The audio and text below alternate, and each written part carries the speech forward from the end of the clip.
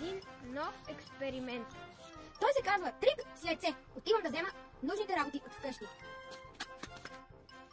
За целта ще са нужни едно варено яйце, една стъклена бутилка и една кана с гореща вода.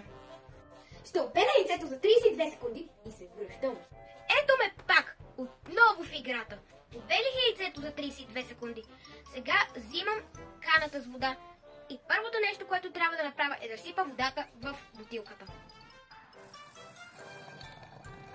След това взимаме яйцето и го поставяме на бутилката, като се опитваме да запушим дупката.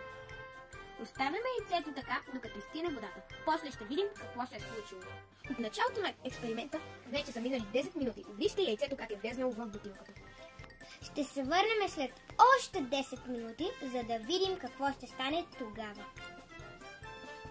С изтиването празното пространство в шишето постепенно се увеличава. Но тъй като яйцето запушва шишето, отвън не може да проникне въздух.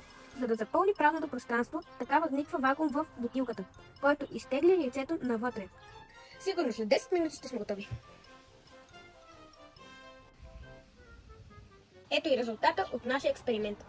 Част от яйцето се шмугна от гърлото до дъното на бутилката. По този начин гърлото вече е свободно. Празното място ще се запълни с въздух.